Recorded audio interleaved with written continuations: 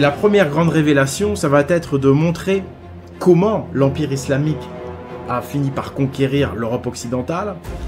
Eh bien, figurez-vous que c'est parce qu'ils ont réalisé une traite d'esclaves blancs occidentaux avec la complicité d'élites européennes traîtres. C'est-à-dire qu'il va y avoir des traîtres qui vont accepter les dirhams et les dinars de l'Empire islamique contre des esclaves. Tout est prouvé scientifiquement, mais il y a une omerta. Suite à cette bataille, il y a une grosse anomalie, parce qu'on nous dit que le duc Eudes était avec Charles Martel, on nous dit que soi-disant les Français, les Gaulois étaient unis entre eux contre les méchants envahisseurs arabes, mais c'est pas du tout vrai. C'est pas du tout vrai. On nous raconte des bobards, toujours pour les mêmes raisons, on veut cacher le crime, on veut cacher la collaboration. Donc on nous a raconté cette fable, soi-disant Charles Martel, le héros qui renvoie les Arabes chez eux. Ça n'a jamais existé. Au contraire, c'est grâce aux Arabes que Charles Martel a pu vaincre le duc Eudes. C'est ce que j'ai écrit en bas. En vérité, Charles Martel a vaincu les Odiniques avec l'aide des Arabes. Et concernant la malveillance que je subis depuis pas mal de temps, à cause du fait que je dis la vérité, c'est pas grave. La corruption qui règne dans le monde politique et académique, c'est pas grave, parce que elle ne fait que retarder la victoire des saints et des justes.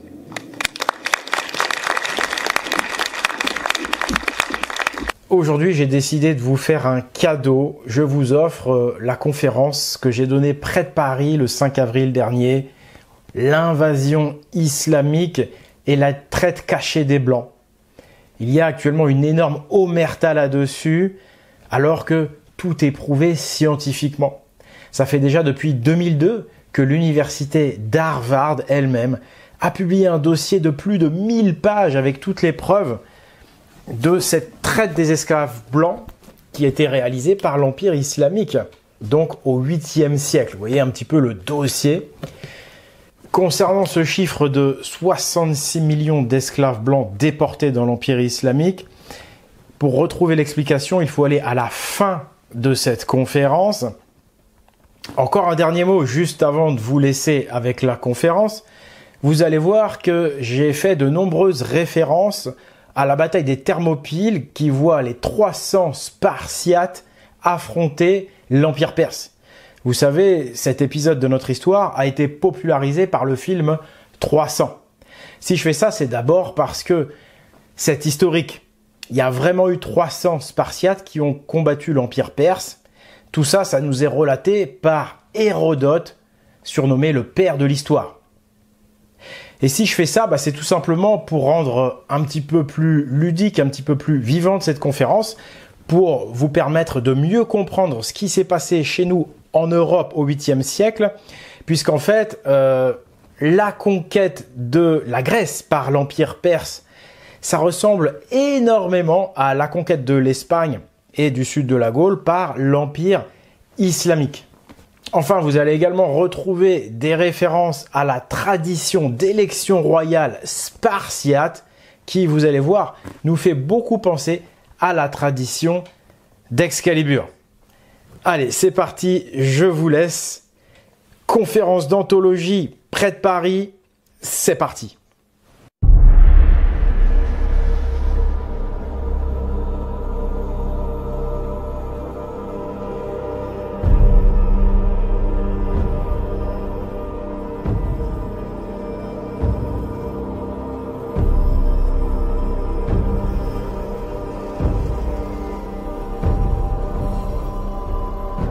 Tout commence un soir de banquet, dans une salle où se trouvait un arbre massif. Au milieu de la nuit, un homme pénétra dans la salle. Il était vieux et borgne. Soudain, il brandit son épée, puis il l'enfonça dans le tronc de l'arbre.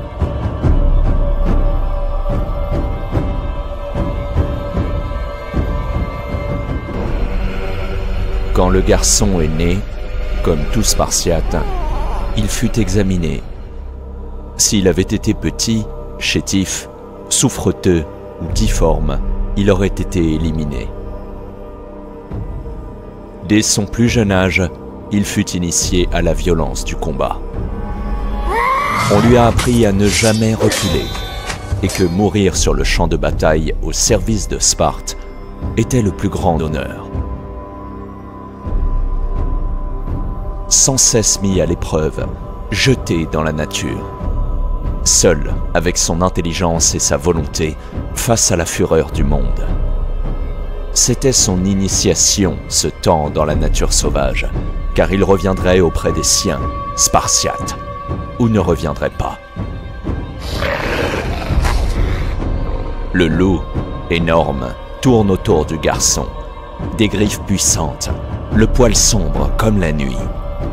Le loup renifle savourant l'odeur du festin à venir. Ce n'est pas la peur qui tient le garçon, seulement un sens plus aigu des choses.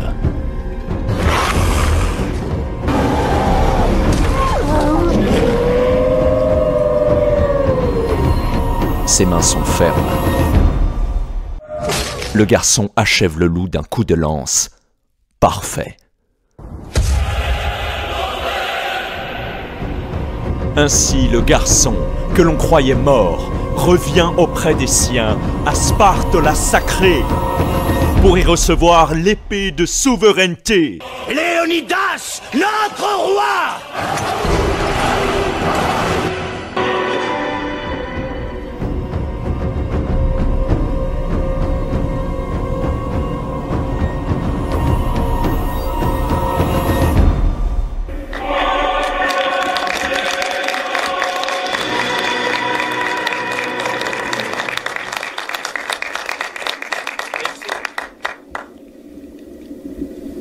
Bonjour. Bonjour et merci d'être venus si nombreux. Pour me voir ici. Faut savoir qu'on a vendu toutes les places il y a déjà 2 mois. Donc tout a été vendu il y a déjà 2 mois. On a refusé beaucoup de monde et de faire une salle de cinéma pleine comme ça. Vous êtes 123 personnes. Vous êtes 123 personnes. Enfin, il y a eu 123 places payantes vendues. Donc vraiment, merci à tous. En fait, aujourd'hui, je vais faire 3 grandes révélations.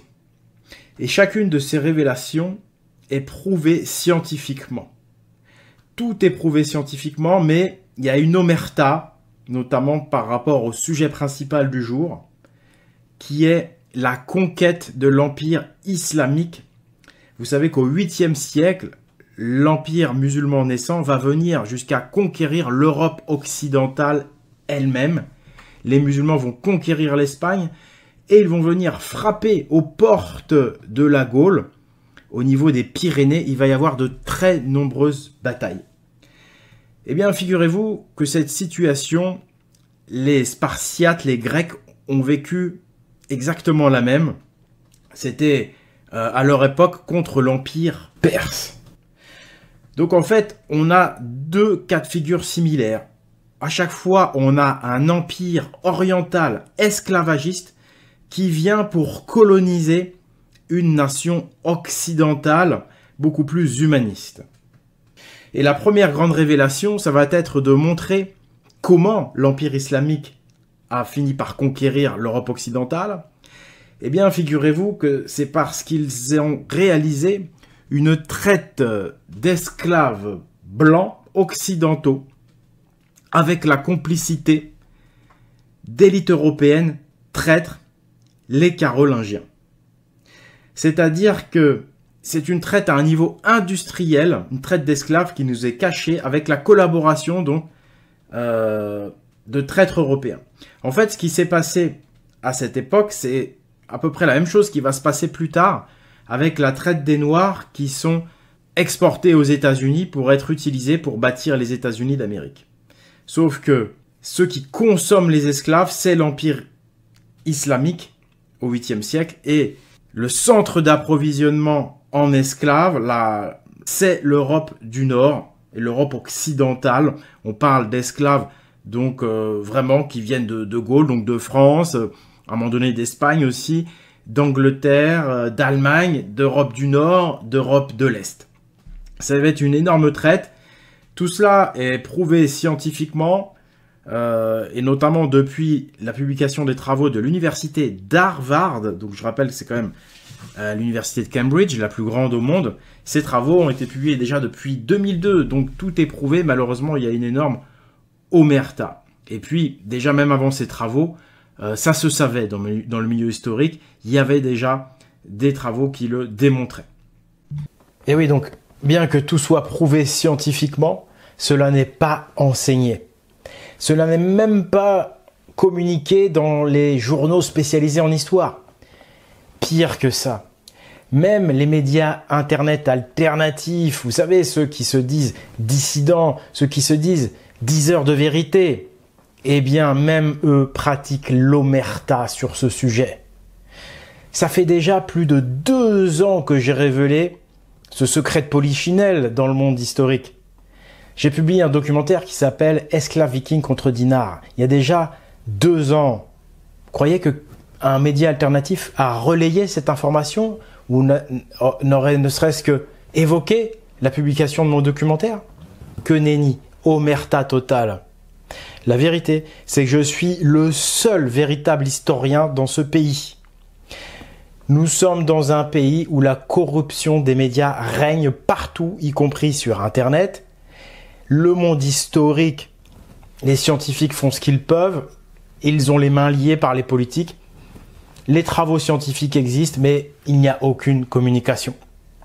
Moi, si je peux faire ça, c'est parce que j'ai décidé de travailler totalement à mon compte. Au départ, je suis un ingénieur diplômé d'une grande école. Mais j'en avais marre de tous ces mensonges scientifiques, et notamment en histoire. Donc, je me suis reconverti historien. Ça fait à peu près 9 ans. Et pour m'autofinancer, eh bien, j'ai créé une maison d'édition. J'ai créé une boutique en ligne également. Donc, je vous conseille ce livre, qui est mon dernier livre, qui s'appelle Notre-Dame d'Odin, dans sa version Esclaves vikings contre dinars, qui va vous donner encore plus d'informations, qui va aller encore plus loin que cette période historique qui est néanmoins traitée dans ce livre. Et puis, si vous êtes plus attiré par la bande dessinée, pour vulgariser donc cette période historique, j'ai créé la bande dessinée Hasting, le viking gaulois, parce qu'en fait, les vikings font partie de cette histoire, et les vikings ne sont pas du tout les barbares qu'on nous raconte. Au contraire, c'était des sauveurs, en fait. Ils ont combattu contre l'Empire islamique. C'est ce qu'on va voir en fin de conférence. Donc, merci si vous pouvez me soutenir. Tout est en description de la vidéo, en lien évidemment. La deuxième grande révélation de cette conférence, ça va être de démontrer qui étaient vraiment les Mérovingiens et comment s'est réellement passée la conquête de l'Europe par l'Empire islamique. Déjà, les Mérovingiens, donc, je le répète, c'était les premiers rois de France. Et même les premiers rois de Gaule, car à l'époque, on parle encore de la Gaule. Eh bien, on va voir qu'en fait, ces Mérovingiens n'étaient pas du tout ceux que l'on nous décrit aujourd'hui. Leur monde et leur civilisation étaient totalement différentes. Il faut dire, les Mérovingiens, ils n'ont pas de chance parce qu'en fait, tous les textes qu'on a sur eux ont été écrits par la main de leurs bourreaux. C'est-à-dire les complices des musulmans, les Carolingiens qui vont vendre leurs frères européens en esclavage. Eh bien, c'est eux qui ont mis à mort les Mérovingiens et qui ont écrit l'histoire de ces mêmes Mérovingiens. Et on va voir qu'en fait, il y a une relation directe entre les Mérovingiens et les Spartiates. Et notamment, on va pouvoir même comparer la fameuse bataille de Roncevaux, qui a lieu dans les Pyrénées, à l'époque mérovingienne, avec la fameuse bataille des Thermopyles, et avec les fameux 300 Spartiates. On va voir qu'il y a énormément de relations et d'analogies entre les Spartiates et les Mérovingiens. Et parmi ces relations, il y en a une qui est extraordinaire, et ça va être la troisième grande révélation. C'est une révélation religieuse, c'est une révélation par rapport au culte des berserkers. On va voir qu'en fait, Spartiates et Mérovingiens partageaient une tradition très ancienne qui remonte à la nuit des temps, un culte lié aux berserkers, c'est-à-dire un culte lié à l'ours, un culte guerrier. Et on va voir que c'est complètement incroyable, vous allez voir. Tout ça, c'est lié au nombre 300. Alors, les 300 Spartiates, hein, ça nous est relaté par Hérodote. Hein, c'est de l'historique, c'est du sérieux. La bataille a vraiment eu lieu. Mais ce nombre 300, en fait, on va voir qu'il est également symbolique. On va révéler le secret du nombre 300, qui va nous amener directement au culte des Berserkers, qui est un culte viking, enfin qui nous est connu par les Vikings. Et on va voir que non seulement les Spartiates, mais aussi les Mérovingiens possédaient une religion tout à fait similaire à celle des Vikings. Vikings d'ailleurs qui vont intervenir tout de suite après la défaite des Mérovingiens dans l'histoire et qui vont venir combattre l'Empire islamique. Des faits qu'on a tendance également à nous cacher, c'est cette relation directe en fait entre les Mérovingiens et les Vikings. D'abord les Mérovingiens, puis les Vikings. Et on va voir que tout ça est lié à la bataille de Roncesvalles et qu'on peut le mettre en relation avec les 300 Spartiates aux Thermopyles. Vous allez voir, c'est complètement incroyable au départ, mais vous allez voir comme tout s'emboîte, tout est logique. J'en ai maintenant terminé avec l'introduction. Allez, c'est parti.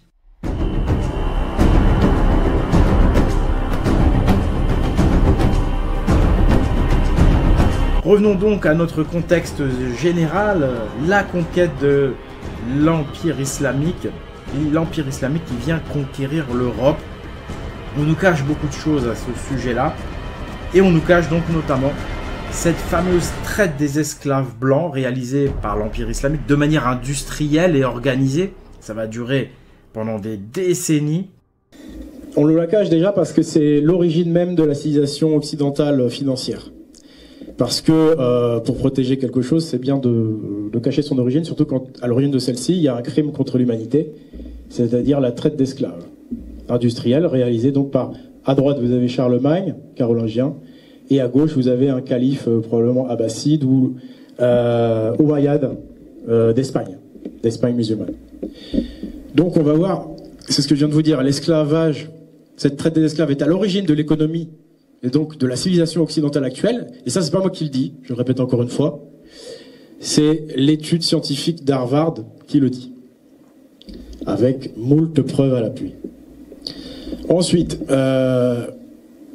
donc comme je vous l'ai dit, les Carolingiens en fait étaient des agents de l'Empire islamique et de Rome, puisqu'en fait c'est Rome, on va voir, qui est derrière tout ça aussi. On va voir en fait qu'on peut mettre en analogie les Mérovingiens avec les Spartiates en tant que défenseurs de la civilisation libre.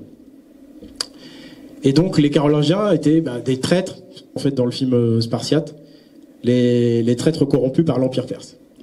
La vidéo numéro 2 s'il te plaît. Avant de parler perse, sache qu'à Sparte, tout le monde, même le messager d'un roi, est tenu pour responsable des paroles qu'il prononce. Alors, quel message apportes-tu ?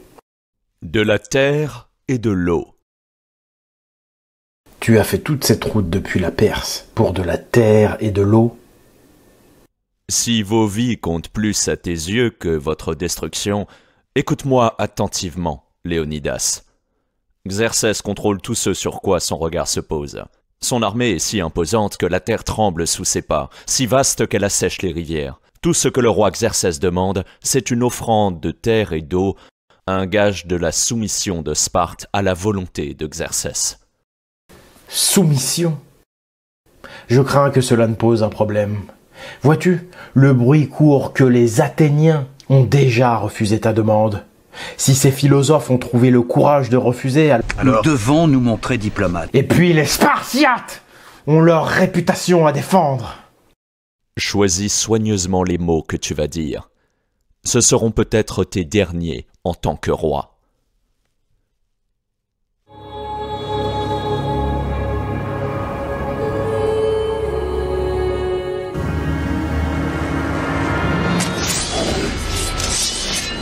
Et que fais-tu? Tu es fou!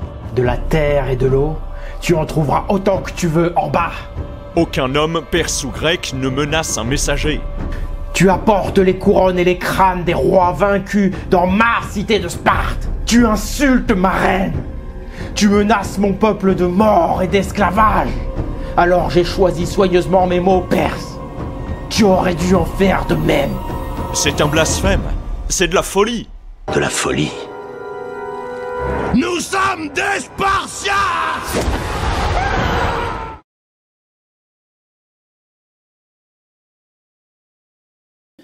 Ensuite,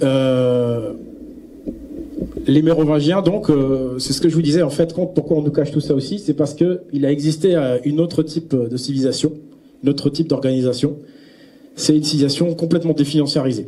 Ça, je vous invite d'ailleurs sur ce sujet, parce que là, ça va pas être le sujet principal de la conf, c'est simplement le contexte, la traite des esclaves, etc., les preuves archéologiques, l'économie.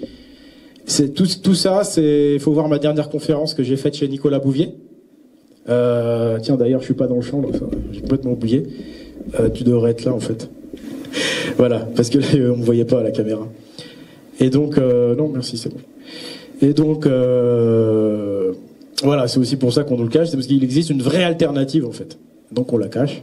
Et on va voir que toutes ces alternatives sont liées à la religion, qui va instaurer des valeurs, une vision du monde qui va permettre d'engendrer un type de civilisation. C'est pour ça que c'est très intéressant d'étudier les religions. Et donc, comme je vous disais, cette civilisation qu'il y avait avant, elle était basée sur le troc. Et c'était donc une civilisation extrêmement développée et raffinée. Et c'est ce qu'on va voir aujourd'hui. On va s'intéresser à la civilisation mérovingienne. On peut changer.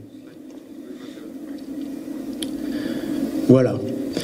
Là, je continue donc à montrer pourquoi donc on nous cache tout ça, parce que c'est bien de dire on nous cache quelque chose, il y a une omerta, mais encore faut-il qu'il y ait des raisons. Bah, les raisons, les voilà. Si vous voulez, il y a eu un crime. Hein. On connaît l'esclavage des Noirs, c'est un crime. C'est bien, on est enseigné là-dessus, mais celui-là, on n'est pas enseigné. Donc il y a bien eu un crime d'esclavage. Donc le mobile pour le crime, c'était l'argent, les dirhams et les dinars du califat. Donc il fallait effacer les preuves. Voilà. Et donc pour pouvoir changer de civilisation, il fallait également changer en fait de... Tu me dis si je suis dans le champ, s'il te plaît. Il fallait donc changer de religion en fait. Parce que la civilisation ancienne, la religion ancienne des Mérovingiens interdisait l'argent. Elle détestait l'argent. C'était comme ça. C'était dans la religion, c'était les dogmes, pas le roi. Donc il fallait changer de religion, c'est l'installation du judéo-christianisme. Et c'est à ce moment-là, en fait, en réalité, en Gaule, qu'on va installer vraiment la nouvelle religion chrétienne, et pas avant. Donc les coupables ont donc effacé les traces du crime. Toutes les sources d'époque mérovingienne ont été brûlées. On a effacé les traces et les preuves. Le trésor de Childéric, alors ça c'est carrément lié à la conférence, c'est 300 abeilles, ça s'appelle. Le trésor, en fait, on a trouvé dedans, 300 abeilles en or. Et donc c'est lié encore une fois au nombre 300. Et là, on est vraiment dans les premiers rois de France, donc 5e siècle, alors que les Spartiates, c'est 5e siècle avant Jésus-Christ. Vous voyez, 1000 ans d'écart, mais on retrouve encore ce nombre 300. Et on va voir, ça va nous emmener très loin. On va révéler des très grands secrets. Malheureusement, ce trésor, il a été détruit. Il ne reste que la mémoire qu'il y avait 300 abeilles. En gros, c'est ça. Pourquoi ? Probablement parce qu'il prouvait que les Mérovingiens étaient toujours restés païens, comme ils disent. C'est-à-dire de religion, en fait, on va le voir, christo-odinique. Donc pour ceux qui me découvrent, c'est des termes peut-être nouveaux, il faut regarder déjà toutes les démonstrations que j'ai faites. Ensuite, les tombeaux eux-mêmes des rois de France ont été pillés en 1693. Pour ça, il faudra m'expliquer comment on peut piller la tombe comme ça de quelqu'un, en plus là des rois. On peut s'imaginer qu'il y avait des choses à cacher dans ces tombes qui prouvaient une certaine appartenance religieuse à ces rois. Ensuite, on a caché donc le mobile du crime, l'argent, c'est-à-dire que Charlemagne, il s'est pas embêté pour se faire passer pour... il a évidemment essayé de dissimuler un peu la traite des esclaves autant qu'il pouvait. Hein. Il les rasiait essentiellement dans le nord, dans les pays pauvres, en Scandinavie, etc. Et donc, ce qu'il faisait, c'est qu'il a fait refondre tous les dirhams qu'il obtenait en échange d'esclaves. Il les faisait fondre et il faisait ses deniers à lui. C'est pas embêté. Du coup, c'est vrai qu'on croit que Charlemagne, il avait son propre argent et tout, qu'il était propre. Mais non, c'était de l'argent qui venait des esclaves. Ensuite, la complicité donc du crime perdure. Et c'est ça qui m'embête aujourd'hui, et c'est ça qui m'oblige à faire mon travail aujourd'hui de conférencier, de chercheur indépendant. Ça me dérange profondément. C'est que la complicité avec ce crime semble perdurer. Et c'est pour ça que je suis là et que vous êtes là. On est là obligé de faire le travail que l'État devrait faire. Ça devrait être enseigné à l'école, tout ça. Et donc, on enseigne, il ne communique sur le crime. Il n'y a pas de recherche en archéologie monétaire, voir la précédente conférence chez Nicolas Bouvier. Donc on veut absolument pas chercher parce qu'on sait qu'on va trouver les preuves. Bon, maintenant ils ont été trouvés par les Américains de toute façon, mais eux-mêmes ils ne communiquent pas là-dessus. Vous voyez, même si le livre existe, on peut le trouver très difficilement. Il est vendu extrêmement cher. En gros, on fait un peu tout pour pas que ce soit connu, quoi. On masque donc le moyen de ce crime, qui était le changement de religion, en présentant comme innocent le christianisme. C'est-à-dire qu'on fait croire, le but de cette manipulation, c'est de faire croire que le christianisme existait avant, et ensuite on masque les innovations du christianisme, les innovations coupables. C'est-à-dire que avant le christianisme, on n'acceptait pas l'esclavage déjà. Ensuite, on n'acceptait même pas la monnaie, comme je vous disais. Donc le christianisme a légalisé la finance, la monnaie et l'esclavage. Et donc ensuite, ils ont effacé l'existence de cet ancien monde odinique pour pas qu'on s'en rende compte et qu'on reste le plus longtemps possible dans leur civilisation financière qui aujourd'hui fait souffrir beaucoup de gens et qui a toujours fait souffrir beaucoup de gens inutilement depuis des siècles en fait. Vous pouvez aller à la suivante s'il te plaît. Eh ben, c'est le 3e extrait vidéo s'il vous plaît. Écoute-moi bien, Léonidas. Je suis un dieu généreux. Je ferai de toi un homme excessivement riche. Tu seras le chef militaire de toute la Grèce. Tu porteras mon étendard au cœur de l'Europe. Tes rivaux d'Athènes s'agenouilleront devant toi. Si tu t'agenouilles devant moi. Tu es si généreux, Xerxès. Mais l'idée même de m'agenouiller me... Vois-tu, j'ai tué tellement d'hommes de ton armée que j'en ai gardé une méchante crampe à la jambe. Aussi m'agenouiller serait un vrai supplice. Tu ne tireras aucune gloire de ton sacrifice. J'effacerai le souvenir de Sparte dans l'histoire. Chaque morceau de parchemin grec sera brûlé. Chaque historien grec, chaque scribe aura les yeux crevés et la langue arrachée. Et prononcer le nom même de Sparte ou de Léonidas sera puni de mort. Le monde ne saura jamais que vous avez existé. Là, ce qui est vraiment très intéressant,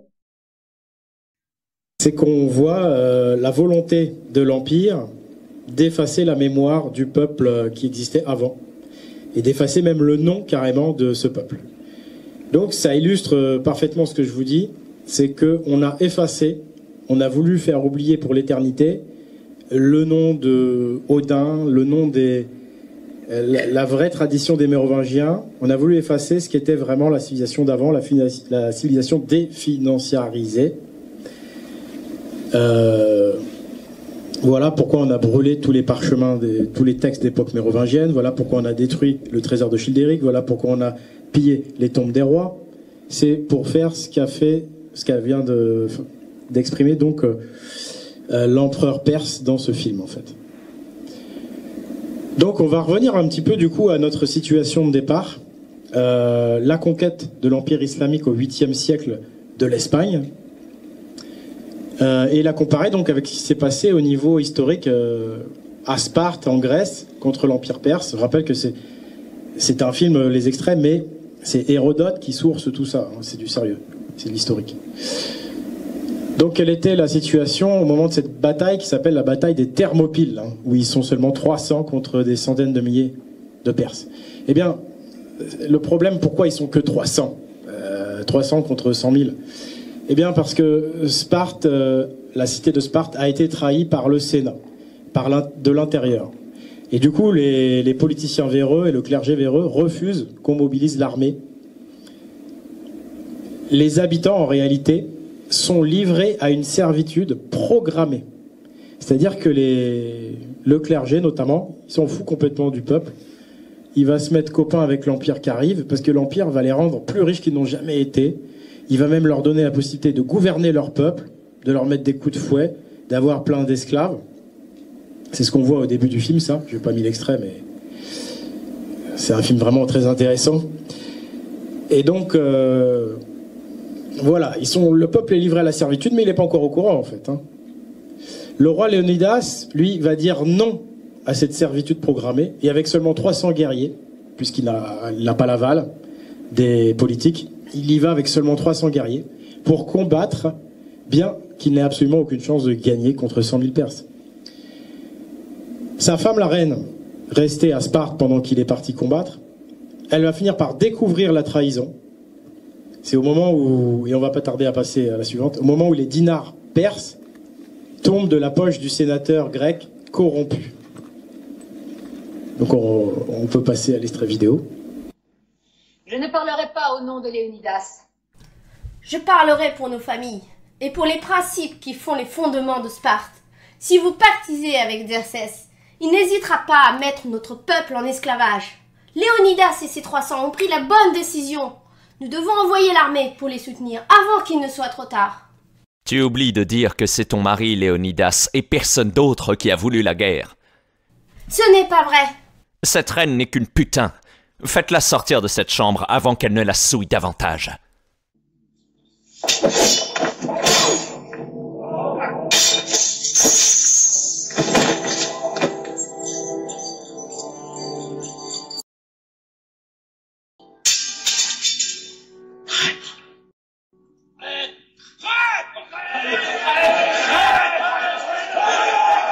Donc là, la reine a trouvé dans les poches du politicien corrompu l'argent de l'Empire. Or, qu'est-ce qui va se passer chez nous 1200 ans plus tard, en Espagne et en Gaule? Eh bien, malheureusement, à peu près la même chose, c'est-à-dire qu'il va y avoir des traîtres qui vont accepter les dirhams et les dinars de l'Empire islamique contre des esclaves. Une petite interlude pour vous expliquer que j'ai dû couper certains passages de la conférence. Tout simplement pour vous faire une version YouTube concentrée sur l'invasion islamique et tout ce qui tourne autour, tous les éléments occultés par l'histoire officielle qu'il vous manque pour bien comprendre. Parmi ces éléments, eh bien, il y a la religion odinique des Mérovingiens et le fait qu'ils étaient restés odiniques jusqu'à la fin de leur règne, ces Mérovingiens. C'est-à-dire que quand Pharamond est élu premier roi de Gaule, de France, il est élu roi et il est odinique. De même, le trésor de Childéric, eh bien, les 300 abeilles, ce sont des artefacts odiniques. Or, l'histoire officielle nous fait croire qu'ils se sont convertis, ces Mérovingiens, par l'intermédiaire du baptême de Clovis. Eh bien, c'est faux. On a toutes les preuves aujourd'hui pour démontrer, les preuves archéologiques notamment, démontrer que les Mérovingiens ne se sont jamais convertis au christianisme. Et ça, c'est super important parce que ça permet de comprendre pourquoi les Mérovingiens étaient en conflit avec l'Église de Rome et de comprendre pourquoi l'Église de Rome s'est alliée avec les musulmans pour renverser donc les Mérovingiens. C'est-à-dire cette partie avec toutes les preuves que les Mérovingiens sont restés odiniques, eh bien, j'ai dû la couper. J'ai également coupé la partie qui explique le culte odinique des berserkers et certains secrets odiniques. Ce culte des berserkers, qui, on va le voir, était évidemment le culte des Mérovingiens, mais aussi, en fait, des Spartiates. Parce que, figurez-vous que ce culte est issu de la tradition primordiale qui contient deux religions.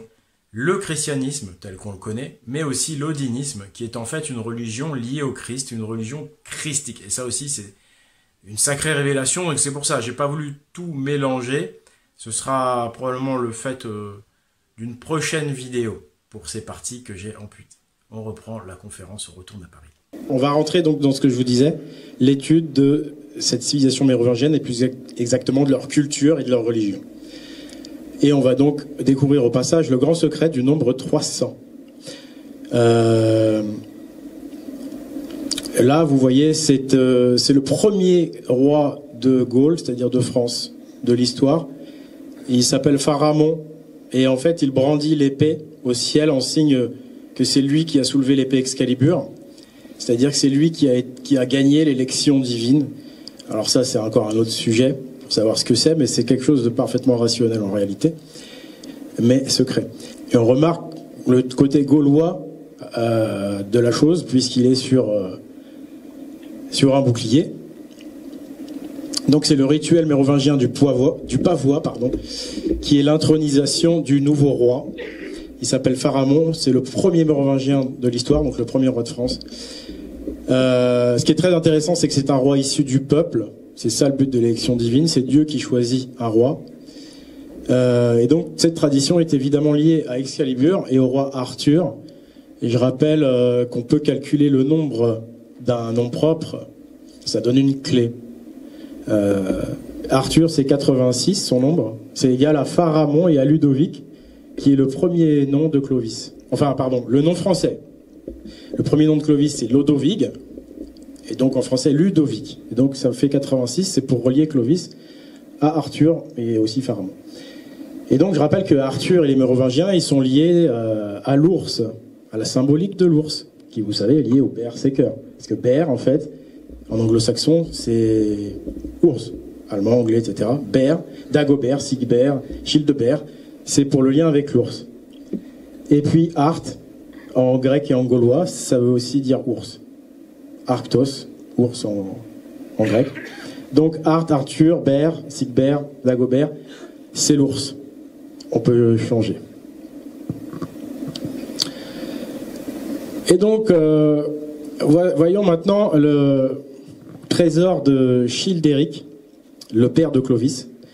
On a retrouvé 300 abeilles en or comme celle-ci. Donc les abeilles, en fait, c'était le symbole des Mérovingiens. Il semble que ça a précédé le lys en tant que symbole de la royauté gauloise ou française, si vous préférez.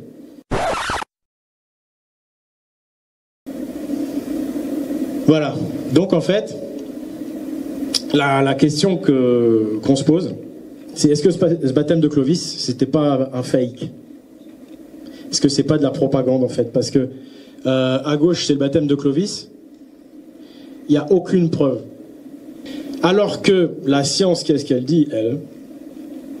Elle dit qu'ils étaient toujours odiniques, puisqu'à droite vous avez une épée de chevalier mérovingien. Alors évidemment le pommeau en bois est neuf, mais ce qui est d'origine c'est la partie en or, où on distingue clairement 3 runes. Donc ça a été retrouvé à Saint-Dizier. Les tombes de Saint-Dizier, c'est très connu, en archéologie, sinon c'est pas du tout connu.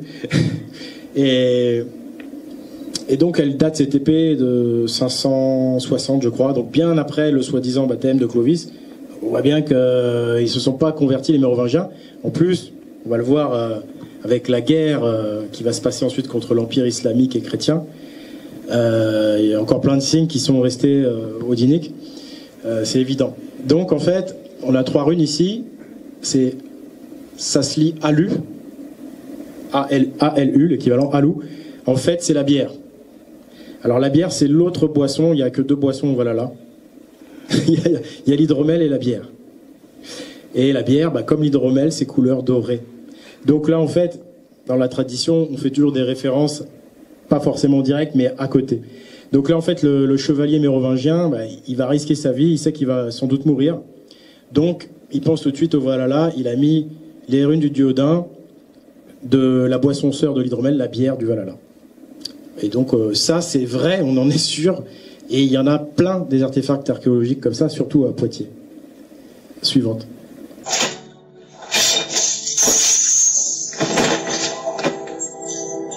Donc là, la reine a trouvé dans les poches du politicien corrompu l'argent de l'Empire. Or, qu'est-ce qui va se passer chez nous 1200 ans plus tard, en Espagne et en Gaule? Eh bien, malheureusement, à peu près la même chose, c'est-à-dire qu'il va y avoir des traîtres qui vont accepter les dirhams et les dinars de l'Empire islamique contre des esclaves. En échange d'esclaves, donc. Et cette trahison, elle commence même avant que l'Empire islamique soit aux portes de l'Europe occidentale. Parce qu'en fait, dès 640, il va y avoir un commerce clandestin d'esclaves blancs raflés au nord, c'est-à-dire plutôt Pologne, Écosse, dans les terres les plus pauvres et les moins défendues. C'est-à-dire que c'est pas facile de rafler un Gaulois parce que les Mérovingiens sont quand même assez puissants militairement. On va aller dans les terres les plus pauvres. Or à l'époque, je rappelle que le nord c'est vraiment très pauvre parce que il n'y a aucun intérêt vraiment d'habiter là-bas. Il n'y a pas l'électricité ni le chauffage, donc La plupart des gens, de toute façon, habitent dans les régions les plus connues, les plus tempérées. Et donc, la Gaule se retrouve en fait entre ces zones où on fait des rafles et la Méditerranée, qui va donc être le moyen de communication vers l'Empire islamique. L'Empire islamique n'est pas encore au Maghreb, il est encore au Moyen-Orient, en Égypte, mais ils commencent à faire du commerce, et donc ils viennent frapper à la porte de Rome, parce que Rome, rappelez-vous, ils veulent absolument convertir les Mérovingiens, parce qu'ils veulent faire du business eux aussi, ils veulent l'affiliation financière. Donc Rome, il va se dire, tiens, c'est intéressant, les musulmans et Rome vont faire pression pour que les Mérovingiens basculent vers la finance et donc changent de religion, changent de monde. Et évidemment, eux, ils vont dire non. Ils vont dire un non très ferme. Ils vont dire non au dinar.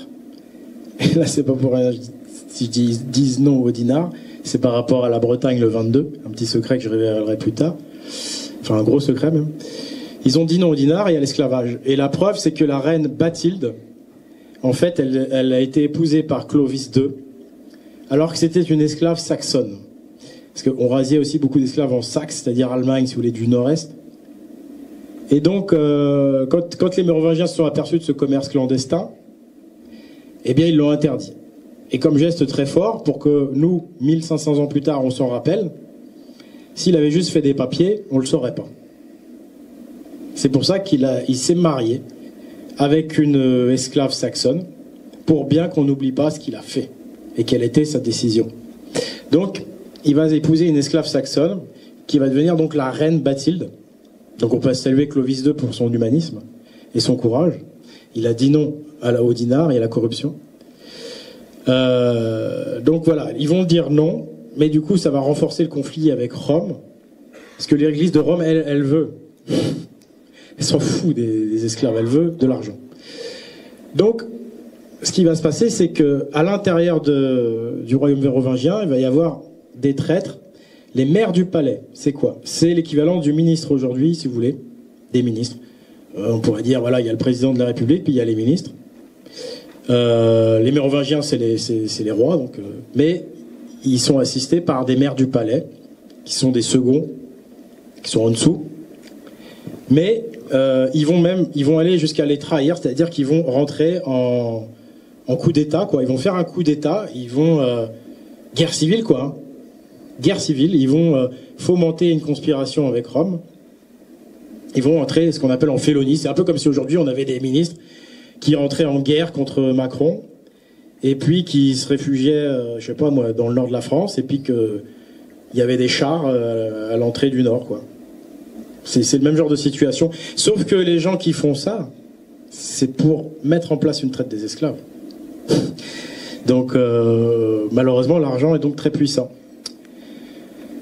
Donc voilà, ça se passe pendant que, en Orient, l'Empire musulman est développé à ce niveau-là. C'est-à-dire que, vous voyez, l'Empire musulman, il n'est pas encore arrivé aux portes de l'Europe, mais il est déjà puissant.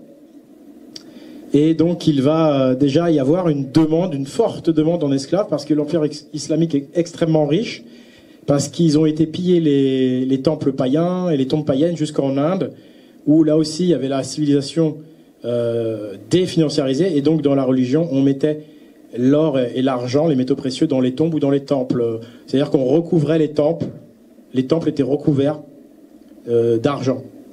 Par exemple, les colonnes du temple, elles étaient recouvertes d'argent ou d'or. On mettait très épais des fois. Hein. Et ça, c'est connu. Les musulmans ne sont pas les premiers à avoir fait ça. Les premiers à avoir fait ça, c'est les Romains, par Théodose au 5e siècle, hein, en Grèce. Ça, c'est connu, en fait. Donc, par contre, ce qu'on remarque, c'est qu'ils ont été quand même, a priori, armés par Rome, parce qu'ils ont tout de suite des armes de plus haut niveau. On sait que les meilleurs fabricants d'armes, c'est les Occidentaux. Donc, Rome sait faire, et les Mérovingiens savent faire. Ils en vendent pas trop en général, parce qu'ils veulent pas qu'on vienne leur faire la guerre. Mais là, bizarrement, on va leur avoir donné des quantités d'armes astronomiques. Donc, quand on étudie bien, on sait qu'en fait, c'est les Romains. Ça, faut voir mon autre conférence. Rome a aidé, donc, Mahomet, en fait. Ensuite, ils vont donc, comme je disais, piller les temples pour récupérer les métaux précieux, et ils vont en faire des dinars, des dirhams. Donc l'Empire islamique va exercer une domination militaire, commerciale et financière monétaire, avec le fameux dinar, qui va rester très longtemps la monnaie la plus performante dans le monde. Mais tout cela va entraîner malheureusement une forte demande en esclaves. On peut aller à la suivante. Voilà, ça y est. L'Empire islamique frappe aux portes de l'Europe et il va même enfoncer la porte. Nous sommes en 711, date symbolique, 711. Pour ceux qui connaissent un peu ces histoires de clés et de codes. C'est l'invasion de l'Espagne. Alors l'Espagne, elle était occupée, elle, par les Visigoths. Ils avaient la même tradition que les Mérovingiens. Donc leur religion, elle s'appelle arienne. C'était des Ariens. On dit qu'ils étaient chrétiens, mais c'est pareil, c'est un peu compliqué. En tout cas, ils ont dit non au commerce avec l'Empire et à l'esclavage. Ils ont dit non au dinar, et c'est d'ailleurs pour ça qu'ils sont rentrés en conflit, eux aussi, avec des ennemis de l'intérieur, qui eux ont dit oui. L'Empire islamique parvient à conquérir l'Espagne, surtout grâce aux traîtres de l'intérieur. Et quand on parle de trahison, on peut faire une analogie, on a le droit, avec la vie de Jésus. Parce qu'en fait, si on regarde ça comme une métaphore, Jésus, il est livré par un traître qui accepte de l'argent, c'est Judas. Et ben là, en fait, les Mérovingiens et les Visigoths, ce sont des royautés, ce sont des dynasties. Mais si on met en analogie la dynastie mérovingienne avec la vie de Jésus, eh bien, leur fin, c'est la même cause. Ils ont été livrés, trahis par des Judas. En l'occurrence, ici, les Judas, c'est les Carolingiens de Charlemagne, des Charles, en fait. Eh oui, prends une claque. Et donc c'est pour ça qu'on dit, il y a toute une culture qui dit que les Mérovingiens, c'était eux les vrais descendants de Jésus, en fait. Voilà, parce qu'on dit que le vrai Christ, c'était le christodinique, en fait. Ça, c'est encore autre chose. Mais ça fait sens. On peut passer à la suivante. Et donc voilà comment ça va se passer. L'armée islamique donc remonte depuis le sud. Et donc les Carolingiens, étant aidés par les prêtres romains, vont convertir beaucoup de gens à la religion chrétienne. Surtout que ça permet de faire de l'argent, donc c'est deux fois plus facile. Ils vont convertir beaucoup de gens à la religion chrétienne. Et ouais. Est-ce que ces chrétiens savaient ce qui se cachait derrière? Le peuple est souvent manipulé. En tout cas, ils vont constituer une armée très puissante, les Carolingiens. Donc, il faut savoir que leur origine géographique, c'est plutôt au carrefour entre l'Allemagne et la Hollande. Ils partent pas vraiment de Gaulle, en fait. C'est en fait la zone stratégique où les esclaves passent. C'est là où il faut être pour récupérer les esclaves et se faire de l'argent et les faire passer, les passeurs, jusqu'à la Méditerranée pour les revendre. Et donc, ils vont faire la guerre aux Mérovingiens. Donc, les Mérovingiens sont en quelque sorte les Spartiates de Léonidas qui disent non, vous ne livrerez pas des esclaves, vous ne livrerez pas mon peuple à la servitude. Mais donc ce qui est intéressant, c'est de voir qu'en fait Mérovingiens et Visigoths vont être acculés au niveau des Pyrénées. Puisque la tenaille se referme, le sandwich se referme. Et donc ils vont se retrouver les derniers résistants au niveau des Pyrénées. C'est une chaîne montagneuse. Et la bataille des Thermopyles de Léonidas, c'est aussi dans la montagne. Et on va voir, tiens, c'est ça que j'ai oublié de dire au début dans mon intro, que je voulais dire comme mot-clé, c'est Roncevaux. C'est qu'on va voir qu'en fait, il y a une analogie entre la bataille de Roncevaux, qui est un symbole, en fait, de toutes les batailles pyrénéennes de cette époque, avec la bataille des Thermopyles en Grèce. Donc, on fait un petit résumé donc, de cette conquête carolingienne assistée par la finance islamique. Entre 679 et 778. En gros, il va falloir un siècle pour que les Carolingiens prennent le contrôle de la Gaule. Et c'est la conquête chrétienne de la Gaule. Et ça commence par un assassinat, donc qu'on peut comparer avec l'assassinat de Jésus-Christ. L'assassinat de Dagobert II. Sa descendance se réfugie à Rennes-le-Château, dit-on. Voir mes autres conférences et mon travail sur Rennes-le-Château.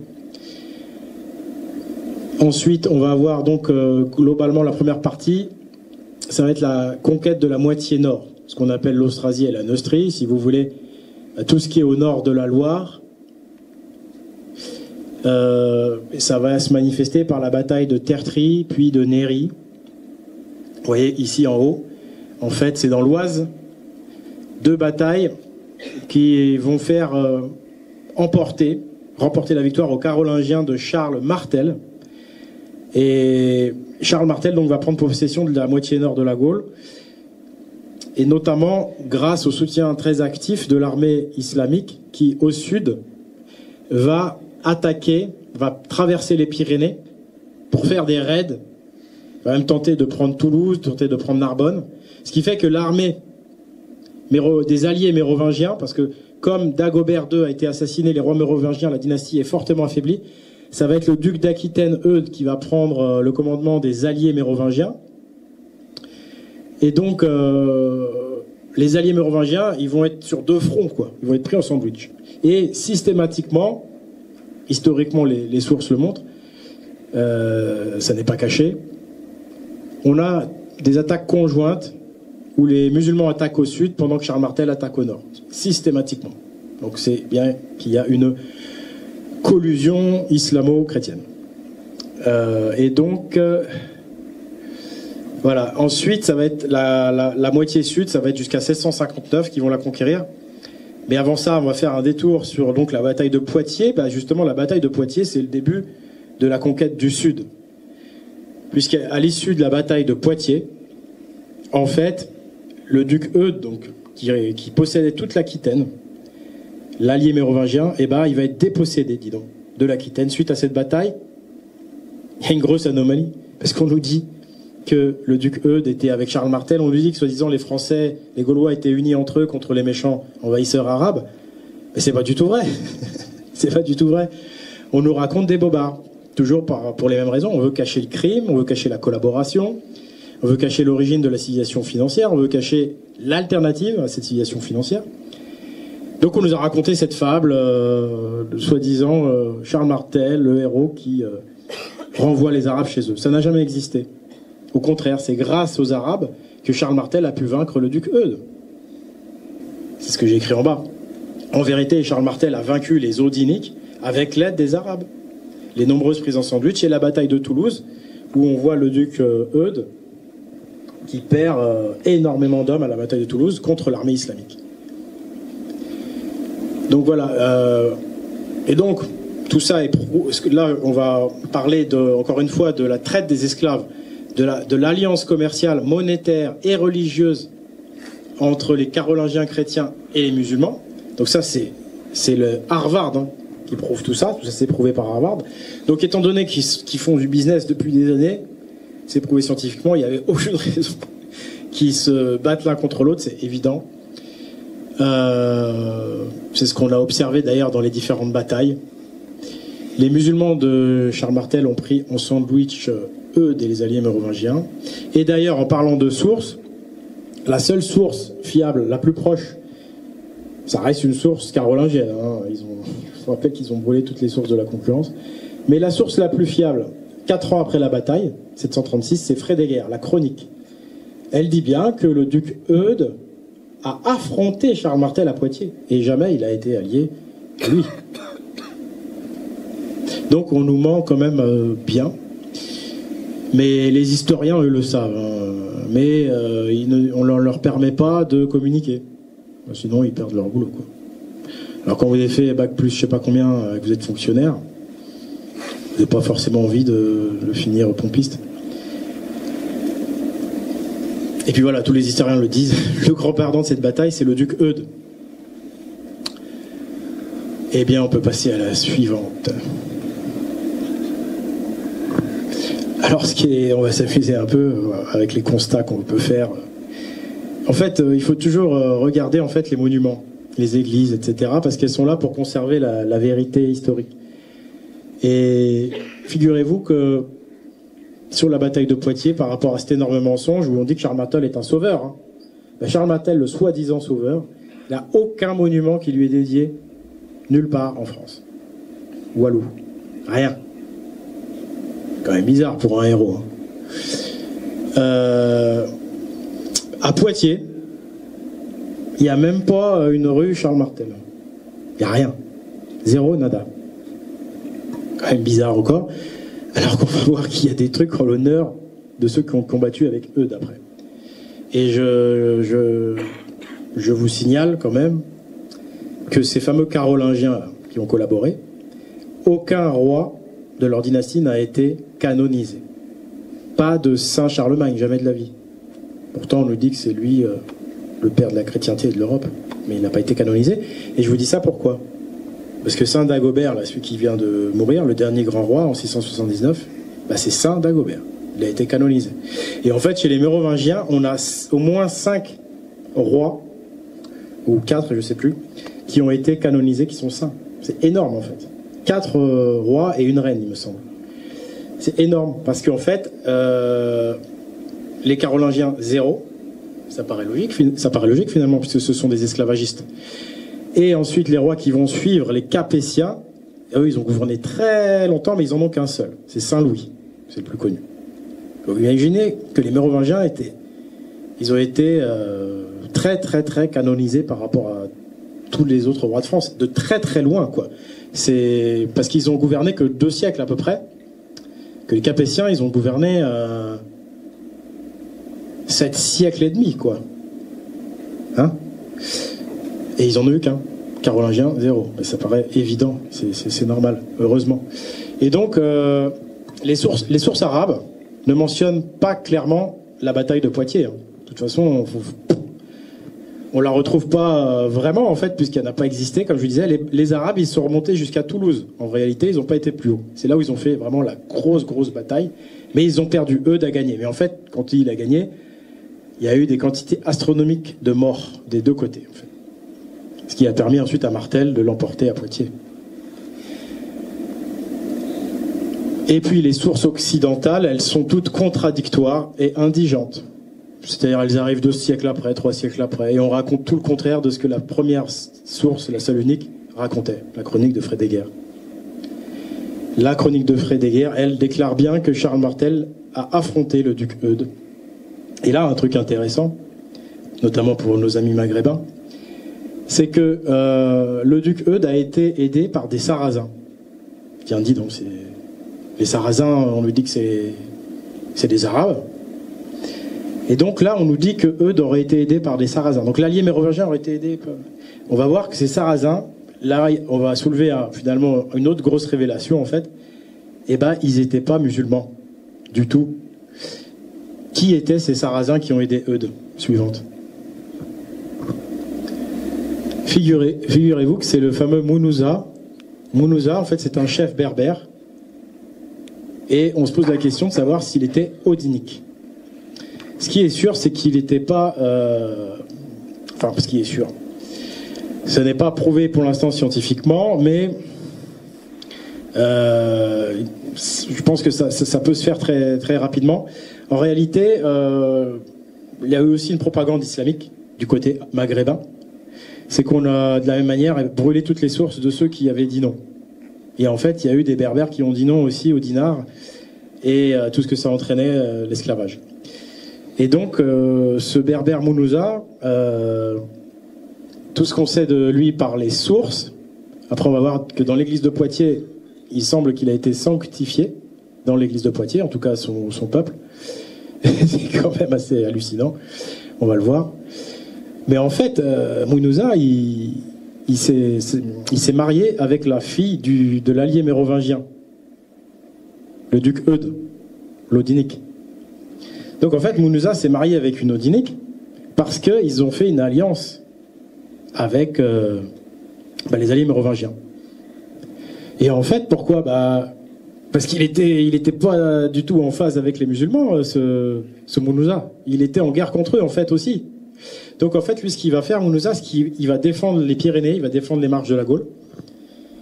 Il va se battre contre l'Empire islamique, il va protéger la Gaule, en fait. Et en plus, il semble bien que c'est lui, en grande partie, qui a permis la création du royaume des Asturies. Alors le royaume des Asturies, étymologiquement, c'est lié à Arthur, parce qu'on parle des Asturiens, Arthuriens, et on parle des As, c'est-à-dire les dieux dits nordiques, les dieux As. Il n'y a que dans la religion odinique qu'on les appelle As. Donc As, ça fait penser tout de suite à la religion odinique, enfin bref.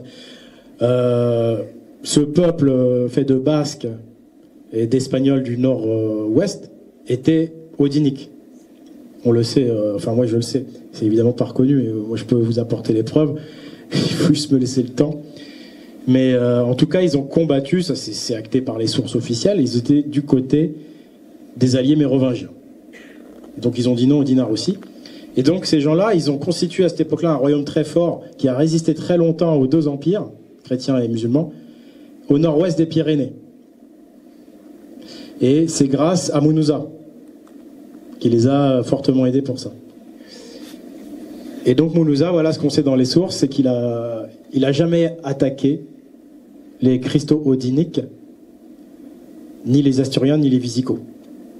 Ce Munuza, il va mourir en 730 à la bataille de Livia, c'est-à-dire en défendant les marches pyrénéennes de la Gaule. Il va mourir au combat, comme un berserker, comme un 300, en défendant sa femme, c'est-à-dire la fille de Eudes.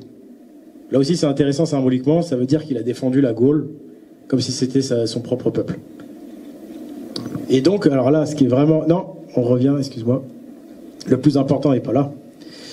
Ça, c'est quand même énorme. Bon, là, c'est un peu foncé. Il faudra revoir ma vidéo. Vous verrez bien les images. La cathédrale Notre-Dame-la-Grande de Poitiers, c'est un style nord-africain.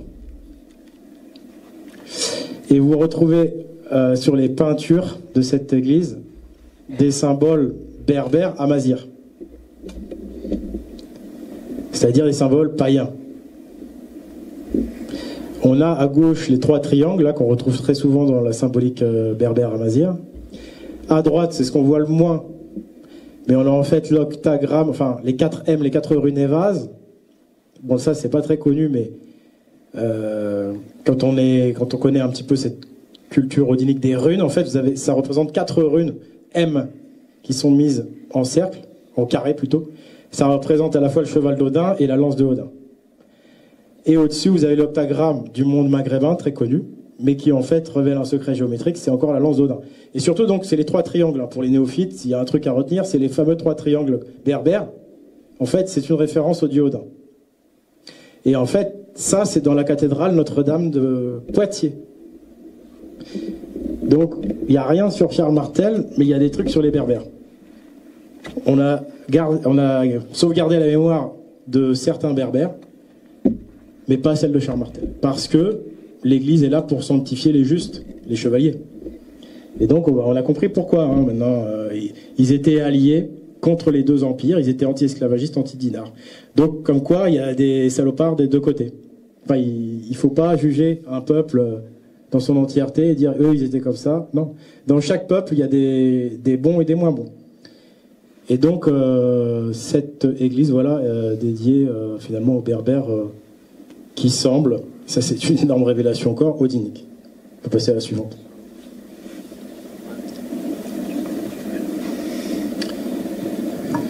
Donc, des 300 qui ont combattu aux Thermopyles en Grèce jusqu'à Roncevaux. Roncevaux, donc un symbole des batailles des Pyrénées de cette période du 8e siècle. En fait, qu'est-ce que c'est que cette bataille? C'est une double bataille, en fait. Ça commence par Pampelune, et ensuite il y a Roncevaux. Alors, je ne vais pas faire le détail, regardez ma conférence chez Nicolas Louvier. Mais en fait, c'est un symbole, cette bataille de Roncevaux, de la défaite des justes, avec le chevalier Roland. En fait, la chanson de Roland, c'est pas de l'historique pur, c'est un peu mythique, mais c'est fait pour dissimuler une certaine vérité. La chanson de Roland, il ne faut pas la prendre au premier degré, il y a plein d'anomalies dedans. Vous allez lire ça, ça n'a rien d'historique, c'est complètement contradictoire, mais c'est fait exprès en fait. Parce qu'en repérant les anomalies, les codes, on s'aperçoit de la réalité de ce qui s'est passé. Mais en gros, ce qu'il faut retenir de la chanson de Roland, c'est que c'est un juste, c'est un héros qui est mort dans les montagnes des Pyrénéennes. Il a tout donné, il s'est sacrifié, alors qu'ils étaient beaucoup, beaucoup moins nombreux. Donc il a combattu l'Empire islamique dans les montagnes. Ils étaient beaucoup moins nombreux et ils sont morts. Ça fait penser aux 300 Spartiates qui se sacrifient dans les montagnes contre beaucoup plus nombreux qu'eux. Et on va voir que c'est exactement ça, vous allez voir. Et donc voilà, d'une manière générale, cette chanson de Roland, elle symbolise voilà, ces derniers résistants odiniques, donc confinés au niveau des Pyrénées, les Asturiens, les Basques, sans doute encore donc des Berbères odiniques, contre les deux empires, hein, parce qu'en fait, ils vont pas seulement combattre les musulmans au niveau des Pyrénées, ils vont aussi devoir combattre les armées de Charlemagne. Charlemagne, en 778, il vient détruire la ville de Pampelune, la raser. Juste avant, ça c'est les sources sérieuses, juste avant, il est passé à Saragosse, voir l'émir Omeyyade, on ne sait pas ce qu'il a fait, mais il est juste passé le voir, salut, ça va? Peut-être qu'il a pris de l'argent, on ne sait pas, ou des consignes. Charlemagne, c'était un vassal hein, de l'Empire. Il passe à Saragosse, salut, ça va? Ouais. Et ensuite, il vient détruire les Européens, quoi. Les Basques, donc, à Pampelune. Et ensuite, ça continue avec Roncevaux qui s'enchaîne. Mais donc, Roland meurt dans cette bataille. Et on voit ici, en haut à droite, Roland mort, qui souffle dans son corps pour appeler à l'aide. Mais il le fait vraiment au dernier moment. Une fois que tout le monde est mort, bon bah ça y est, on a perdu, malheureusement. Il sonne le corps, c'est du désespoir. Et maintenant, ce qui est très intéressant, donc, c'est de voir que les codes qui sont laissés pour sauvegarder la vérité. Le col de Roncevaux, c'est un étroit corridor, comme dans le film 300. 300, si on l'écrivait en toutes lettres, 300. 300, sans S, c'est égal à Roncevaux. Donc je rappelle, hein, la lettre R, c'est la 18e, donc on prend 18, le O, c'est la 15e, 18 plus 15, et ainsi de suite pour Roncevaux. C'est tout bête, hein. Donc 123. Et en plus, 123, c'est une valeur numérique pour Rodin. Mais bon, bref. 300 avec un S, de toute façon. De toute façon, ça fait 542, et 42, c'est le nombre de Rodin. Donc voilà, on a un lien entre les 300 et Roncevaux. Ensuite, Roland, il va combattre héroïquement, missionner le corps pour appeler les renforts avant de mourir. Or, dans le film 300, enfin, dans la bataille des Thermopyles, dans 300, et dans le film, dont on va voir un extrait, eh bien, effectivement, Léonidas envoie un messager avant de mourir. On peut mettre l'extrait. Souvenez-vous de nous. C'est ce que le roi Léonidas m'a dit. Souvenez-vous pourquoi nous avons sacrifié nos vies. Souvenez-vous des 300. C'était son vœu pour les siècles à venir. Puisse chaque âme traversant ce champ de bataille entendre des pierres anciennes s'élever nos murmures d'une seule voix. Une voix qui dit que nous sommes morts pour obéir aux lois justes. Vous avez entendu cette voix, et alors que Léonidas a résisté vaillamment avec seulement 300 hommes, nous sommes aujourd'hui des milliers d'hommes. Xerxès et ses soldats sont 3 fois plus nombreux, mais les dieux sont avec nous. Nous allons libérer le monde du mysticisme et de la tyrannie et entrer dans une ère de lumière dont on peine à imaginer toutes les promesses. À notre victoire! Et là, ce qu'on voit, c'est ce qui se passe donc suite au sacrifice des 300 et du roi Léonidas. C'est que, ils ont fait ça pour donner l'exemple. Ils ont fait ça pour obéir aux lois de justice, pour la liberté, etc., pour leurs valeurs. Et donc ça va susciter un réveil collectif du côté des Grecs qui étaient endoctrinés par leurs élites. Et ils vont se réveiller et ils vont pouvoir lever une grande armée. Eh bien, figurez-vous, les amis, que c'est exactement ce qui s'est passé suite à la bataille de Roncevaux, dans les Pyrénées, au 8e siècle en Europe. En fait, pourquoi on dit que Roland sonne le corps? La chanson de Roland, on dit c'est un peu historico-mythique. Tout simplement parce qu'en fait, il symbolise à ce moment-là, il représente le dieu Heimdall. Heimdall, dans la religion odinique, c'est celui qui ouvre le pont des dieux et ouvre le pont des guerriers du Valhalla. Il fait le lien entre le royaume des dieux et la terre. Et quand il sonne dans son corps, c'est pour appeler les guerriers du Valhalla en renfort. On voit ici en haut à droite, donc, Heimdall qui souffle. On voit un géant, un empire qui arrive à attaquer. Et donc lui, il ouvre le pont Bifrost pour faire venir les guerriers du Valhalla.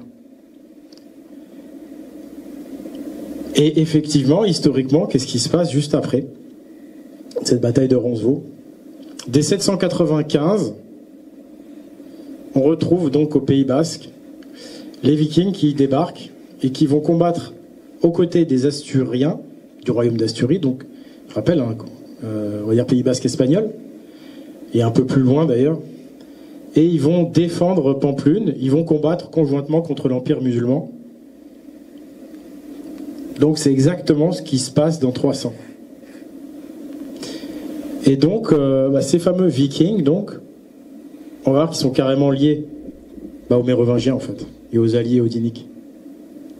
Figurez-vous que l'emblématique Rollon, le Viking qui a pris possession de la Normandie, eh bien son nombre en gématrie c'est 86, donc c'est Arthur et c'est Ludovic qu'on a vu tout à l'heure. Ça c'est pas un hasard à mon avis. Donc Rollon c'est bien la continuité finalement des Mérovingiens. Il est venu les venger. Et puis surtout on va voir qu'ils vont réussir un exploit incroyable.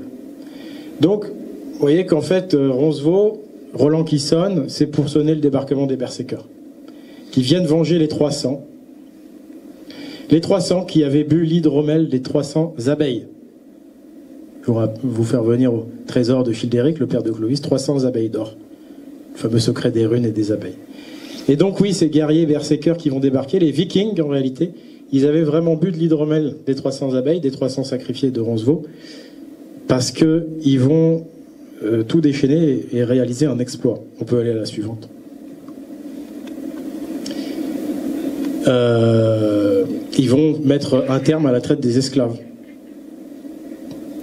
Prouvé par l'université d'Harvard, les Vikings mettront un terme à l'esclavage. Ils étaient anti-esclavagistes.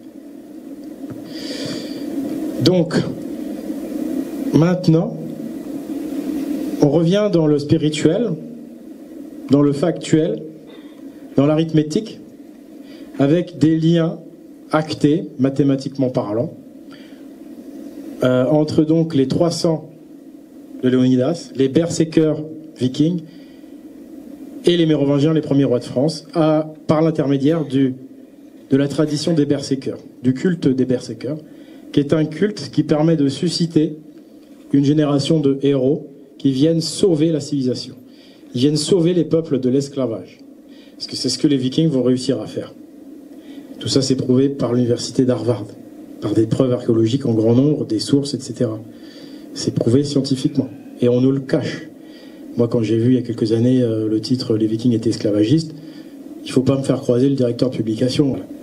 C'est une honte de cacher comme ça un crime et de changer le masque des héros qui sont sacrifiés pour nous et le faire passer pour des salauds. Moi, les personnes comme ça, il ne faut pas que je les croise. C'est des gens qui sont sacrifiés pour nous. On leur doit la liberté. Et donc, ici, on a en fait... donc là, on est dans le langage codé de l'Église, de cette Église odinique, en fait, qui construit des églises aux bons endroits sur la planète. Ça nous donne un code. Donc je vous conseille de regarder le code des pyramides, où je développe sur cette façon de coder en construisant des églises, entre autres, et surtout avec les noms de lieux, comme on a vu. Les noms qui vont donner des nombres. Donc là, ce qui est très marquant, c'est que le mont Bugarach, qui est lié à Rennes-le-Château, hein, qui est donc lié à Dagobert II, le saint mérovingien, si vous faites un angle avec Google Earth, entre la montagne de Bugarach, donc, qui est dans les Pyrénées, hein, donc on est bien dans les batailles des Pyrénées, et la chapelle Rosslyn, en Écosse, qui est une chapelle unique au monde, de par, on va le voir, la finesse, l'extrême beauté de son architecture. Et je vous ferai signaler que Dan Brown a parlé de la chapelle Rosslyn dans son célèbre Da Vinci Code. De même qu'il avait parlé de l'église Saint-Sulpice aussi, qui est ici à Paris et qui est lié aussi à un code. Mais bref, revenons à nos abeilles. Figurez-vous que la chapelle Rosslyn, qui est majestueuse, à l'intérieur, et ça j'ai découvert ça grâce à un chercheur indépendant anglais, qui cherchait sur Rennes-le-Château, un anglais, il a découvert que dans la chapelle Rosslyn, et puis bon, ça a été revalidé par d'autres chercheurs, il y a un pilier qui symbolise l'arbre de vie Yggdrasil. Donc l'arbre de vie de la religion odinique. C'est ce pilier que vous voyez là qu'on appelle le pilier de l'apprenti. Et juste au-dessus du pilier, enfin sur le toit de la chapelle en fait, on a une ruche d'abeilles. Les abeilles ont habité là pendant des siècles. Et c'est vraiment une ruche, hein, c'est acté. Il y a une petite fleur à l'entrée. C'est pas très joli la photo, désolé. Hein. Mais c'est la ruche qui est au-dessus donc, du pilier qui représente l'arbre. Donc c'est la ruche qui est dans l'arbre de vie odinique. Et en fait, le long de cet arbre de vie, on va le voir un peu plus en détail, vous allez voir, il y a une vigne en fait. La vigne, c'est pour le vin de miel en fait, l'hydromel. C'est pour nous faire penser, tiens, il y a une boisson quelque part. En fait, le long du pilier, donc il y a une vigne qui remonte. Regardez, au-dessus, au niveau du toit, il y a une ruche. Le vin avec des abeilles au-dessus, c'est l'hydromel. Et donc, c'est incroyable. Ce lieu hautement symbolique, hein, Montbugarache, Rennes-les-Bains, Rennes-le-Château, qui sont liés, je l'ai déjà montré, voilà, c'est vrai que c'est technique, hein, mais qui sont vraiment liés mathématiquement à Roncevaux, à l'épée Durandal du chevalier Roland, au chevalier Roland. Eh bien, regardez maintenant l'angle. Parce que je vous ai pas encore expliqué le lien technique, parce que n'importe qui peut faire un trait sur une carte entre deux lieux. En fait, j'ai oublié de pas dire. Mais bon, c'est pas grave. Vaut mieux commencer par le narratif et finir par le technique. Le lien arithmétique, c'est quoi? C'est la valeur de l'angle. 346,64. Bah, écrivez-le en français à la main, en littéral, 300, il y a 300. Bon, ça pourrait être un hasard, ça ne veut rien dire. Mais après, on a 46 et 64. Et ben 46, c'est égal à abeille, et 64, c'est égal à Roland. Ce qui fait que 346,64 degrés, ça fait 300 abeilles de Roland. Cet angle, en gématrie, donc, il nous donne, enfin, si on applique la gématrie pour 46 et 64, 300 abeilles Roland, donc 300 abeilles de Roland. On peut passer à la suivante. Vous voyez ici une photo plus grande de la chapelle Rosseline, mais je crois qu'après, il y a encore plus de photos, d'ailleurs. Ici, on voit un peu mieux donc cet arbre de vie Yggdrasil qui s'appelle pilier de l'apprenti. C'est très drôle parce qu'il est beaucoup plus joli que le pilier du maître qui est juste à côté. Et on dit que le maître était parti à Rome pour étudier parce qu'il n'y arrivait pas. Quand il est revenu, l'apprenti avait fait ce chef-d'œuvre. Et du coup, le maître a fait tuer l'apprenti. C'est une histoire authentique. Et donc, vous ferez remarquer que Rosslyn, c'est égal à Soutung, c'est le géant qui conserve l'hydromel dans la religion odinique. Donc, si vous faites hydromel, Rosslyn, ça fait 222. Là, il faut connaître, 222, c'est les deux vins de Dieu. Et c'est lié à la présentation de Jésus au verset 2,22, hein, c'est ça, de Luc. Et le soulèvement de l'épée Excalibur, qui a lieu le 2-2 aussi, 2 février. 2,22 aussi, enfin bref. Il y a plein de... tous les liens entre Excalibur, l'épée, Jésus, etc. C'est le 222. Et donc là, on le retrouve hydromel Rosslyn. Les deux vins de Dieu, parce qu'il y en a deux. Il y a le bon vin de Dieu, l'hydromel, qui te transmute en berserker, et tu as le mauvais vin qui te fait dégénérer, qui te rend malade, qui est celui de la colère de Dieu, qui se venge justement des traîtres qui ont... Enfin bref. Donc on va passer à la suivante. Voilà, on va simplement apprécier un petit peu la beauté de cette église. On voit à gauche que c'est une croix celtique, une croix solaire. Et à droite, on voit le plafond qui est recouvert en fait de petites... Là, on voit pas forcément super bien, mais c'est des fleurs, c'est très très fin. Tout le toit comme ça est plein de sculptures fines. C'est unique au monde en fait. C'est toute la toiture qui est comme ça, c'est incroyable. Ils ont passé des siècles ou des décennies à faire tout ça. Et c'est pour ça qu'elle est connue mondialement, cette chapelle Rosslyn, en plus du Da Vinci Code, mais maintenant vous connaissez son grand secret. On peut passer au suivant. Voilà, bah ça je l'ai déjà dit, du coup, vous allez pouvoir apprécier les photos. Là on parle des codes.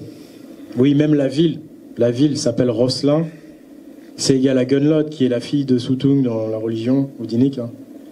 On retrouve tous les codes de la religion oudinique. Et donc là, ce qui va être intéressant, c'est la photo de gauche, parce qu'il y a des épis de maïs, en fait. Les épis de maïs, en 1350, elle a été faite, cette église. Elle a été faite par un Normand templier exilé. Donc Normand, ça veut dire viking. Templier, vous connaissez. Ça vient des Vikings, je l'ai déjà dit dans un documentaire qui a fait plus d'1 million de vues et qui dérange énormément l'establishment. Les bâtisseurs odiniques, normands, se sont réfugiés en Écosse suite au massacre des Templiers, et c'est eux qui ont construit cette église. Et donc on vous retrouve les épées de maïs qui prouvent que les Vikings avaient déjà découvert l'Amérique. Parce qu'à l'époque, le maïs n'est pas connu en Europe, il n'existe qu'en Amérique. Nulle part ailleurs. Donc là aussi, ça dérange énormément. Encore une preuve que les Vikings ont découvert l'Amérique. Et donc à gauche, c'est le fameux... au milieu, donc vous avez le pilier qui représente l'arbre d'Yggdrasil. C'est pas la meilleure des photos. Il faut dire que j'ai pas trouvé beaucoup de belles photos. Et on peut passer à la suivante. Et donc à droite, c'est encore le beau pilier, mais vu du haut. Ici, on va détailler un peu le code pour montrer qu'il n'y a rien d'anodin. Donc, ce qui est très intéressant... Alors tout à l'heure, je me suis un peu emmêlé les pinceaux, on va dire. C'est que j'ai parlé du mont Bugarache, mais en fait, c'est de Rennes-les-Bains qu'il faut partir. Pour avoir le 346-64. Il faudrait que je... En fait, il y a 2 points. Il y a le mont Bugarache et il y a Rennes-les-Bains. Et les 300 abeilles de Roland, c'est Rennes-les-Bains. Mont Bugarache, c'est les 300 abeilles de Woden.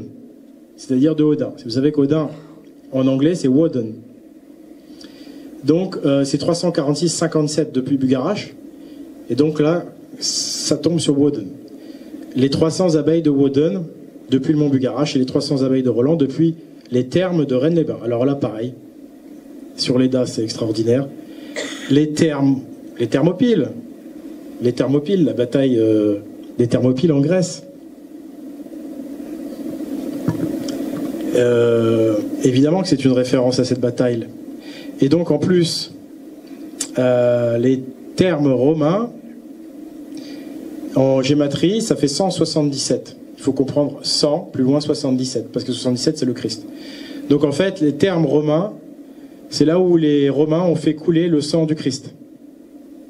Encore l'analogie entre la dynastie des Mérovingiens et Jésus. C'est-à-dire qu'ils ont tué les justes. Le sang, quand on fait couler le sang du Christ, c'est et qu'il y a un meurtre, c'est qu'on tue les justes. Sinon, après le sang du Christ, on peut le faire transmuter grâce au Graal en de l'hydromel.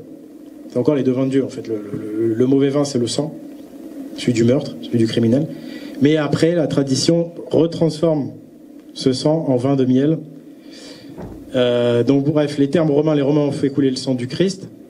En plus, on voit que c'est des baignoires, donc bon, l'image est quand même assez forte. Et donc les termes pour la bataille des Thermopyles. Et figurez-vous que Thermopyles, ça fait 156. C'est égal à Rennes-les-Bains. Donc les termes sont à Rennes-les-Bains. Donc il y a eu la bataille des Thermopyles en Grèce, et chez nous, il y a eu la bataille des Thermes de Rennes-les-Bains.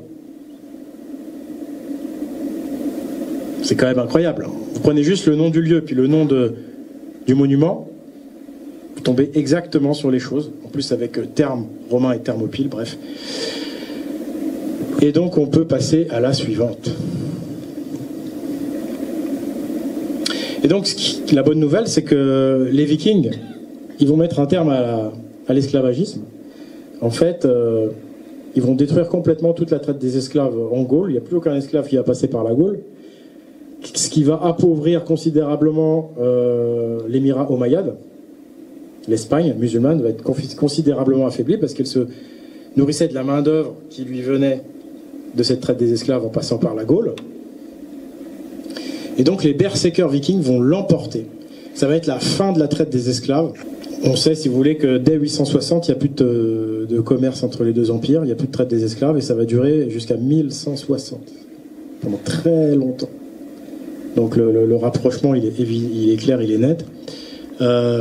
Cette victoire viking, elle est symbolisée par Rollon à Saint-Clair-sur-Epte qui signe un traité en 911.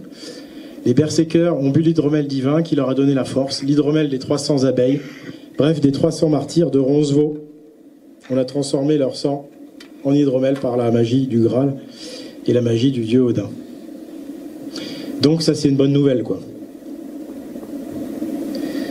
La traite des esclaves a été anéantie, puisqu'on ne retrouvera plus aucun dirham, ni aucun dinar, ni aucune trace de commerce d'esclaves en Gaule à partir du 160. On peut passer à la suivante.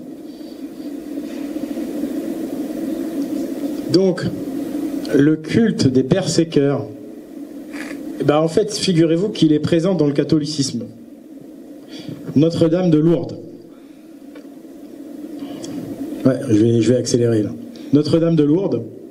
Si vous prenez le mot Lourdes, vous faites les chiffres et les lettres. Vous jouez aux chiffres et aux lettres avec Lourdes. Vous pouvez écrire de l'ours. Donc c'est marrant, ça fait Notre-Dame de l'ours. Ensuite, dans l'Eda, il y a une source qui s'appelle Lourdes. On dit l'Oise, la rivière l'Oise. Lourdes. Lourdes est la source des 3 nornes qui tissent le destin dans l'Eda. Sauf que en langue norroise, ça se prononce pas Ourde, ça se prononce Ourds, un peu à l'anglaise. Donc c'est la source de Lourdes, la source de l'ours. La source de Lourdes, c'est la source de Lourdes de l'ours. Sainte Bernadette qui est fêtée à Lourdes, c'est le 18 février, encore le mois de février, l'ours qui sort de sa caverne. 18, c'est la rune Ber, Cano, la rune de l'ours. Le 11 février, l'autre fête de Notre-Dame de Lourdes. Si vous faites le milieu entre le 11 et le 18, c'est le 14 février, la Saint-Valentin, qui est en fait un culte au berserkers, la Saint-Valentin, il faut le savoir. Toujours lié à la sortie de l'ours. Et c'est lié au 2 et 22 février. Bref, voir le code des pyramides pour ceux qui ne connaîtraient pas. Et en plus, dans cette source de Lourdes, de l'Eda, il y a 2 signes qui nagent dans cette source, qui fait un lien avec les nombreuses œuvres d'art et cathédrales qui sont liées à l'ours, et notamment celle du Berry, du duc de Berry, dont les armoiries, c'est des cygnes et un ours. On peut passer à la suivante. Eh ben c'est bien, on va être à peu près à l'heure en plus, malgré le retard, puisque là je crois que c'est l'avant-dernière. J'attire votre attention sur la ville de Berne. On retrouve la fontaine de l'ogre. Alors en fait, déjà c'est une ville donc qui est dédiée à l'ours. Il faut le savoir, à Berne il y a comment ils appellent ça, il y a des ours, il y a comme une sorte de zoo, enfin pas un zoo commercial, mais il y a une zone où il y a des ours qui habitent relativement confortablement. C'est vraiment une ville dédiée à l'ours et on le retrouve déjà par Berne, c'est en Suisse. Eh bien, on va retrouver la fontaine de l'ogre là-bas à Berne. Qu'est-ce que c'est que cette fontaine de l'ogre? Comme vous pouvez voir, on a un ogre qui est en train de manger des enfants tout nus. Ils sont nus, hein, c'est des enfants, ils sont sans défense. Et il en a un sac tout rempli. Et il les mange. On a envie de se dire, qu'est-ce que c'est que ça, quoi? Ça symbolise quelque chose de... Il faut voir le 2e degré. Qu'est-ce que ça veut dire? On est en train de nous dire, voilà, il y a des géants, il y a peut-être des milliardaires, peut-être des gens qui conspirent et qui s'organisent des choses aussi, où ils font des choses horribles à des enfants. Mais on peut aussi voir d'autres choses, hein. On peut voir aussi qu'ils profitent de la méconnaissance historique de leur peuple, qui serait donc comme un enfant qui ne connaît rien, qui serait manipulé, qui serait poussé à la guerre, etc. etc. Bref, d'une manière générale, un ogre qui mange des enfants, c'est très mal. Je pense qu'on est d'accord. Donc, ce qui va être intéressant à voir pour nous par rapport aux berserkers, c'est que tout en bas de cette fontaine, tout en bas et tout autour de la fontaine, on va retrouver des ours. Mais ces ours, ils sont armés et ils se préparent à la guerre. Et ils sont accompagnés d'un flûtiste et d'un tambour. Ça fait penser aux 144 000 dans l'Apocalypse, qui eux aussi sont accompagnés d'instruments de musique. Et donc, tout est là. L'ogre, il est en train de faire du mal, mais ce qu'il ne sait pas, c'est qu'il y a tout plein d'ours là qui sont prêts déjà depuis longtemps en fait. Qui se préparent, on le devine, à venir tuer l'ogre.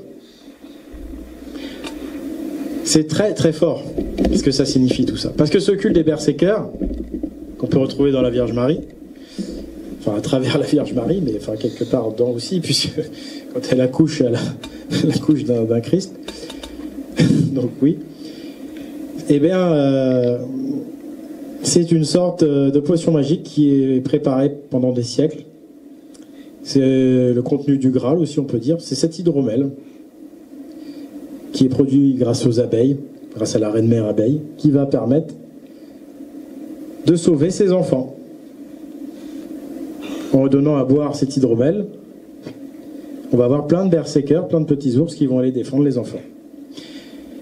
Et la dernière photo à droite, eh ben on a justement toujours à Berne un chevalier et des ours qui sont là, qui montent la garde. Donc voilà. À bon entendeur, salut, comme dirait l'autre. Méfiez-vous de l'eau qui dort, méfiez-vous de l'ours qui dort. En tout cas, le culte des berserkers existe toujours. Voilà. Eh bien, suivante. C'est la dernière. Donc, grâce aux berserkers, les justes finissent toujours par triompher.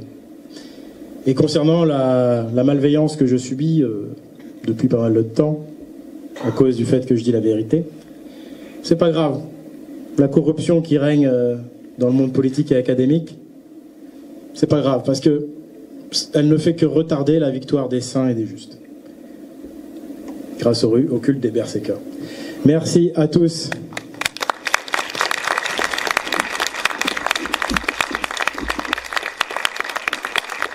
Alors, simplement pour vous briefer, Alors, maintenant, je vais m'expliquer sur ce nombre de 66 millions d'esclaves blancs déportés dans le monde islamique, essentiellement, mais aussi dans l'Empire byzantin, dans une moindre mesure. Figurez-vous que ce chiffre ne comprend pas les esclaves déportés lors de l'époque des barbaresques. Les barbaresques, c'est plus tardif, et c'est la seule... c'était pas vraiment c'était une traite, mais c'était pas réalisé avec la complicité des élites occidentales. C'était pas aussi industriel, c'était pas aussi important en réalité, les barbaresques.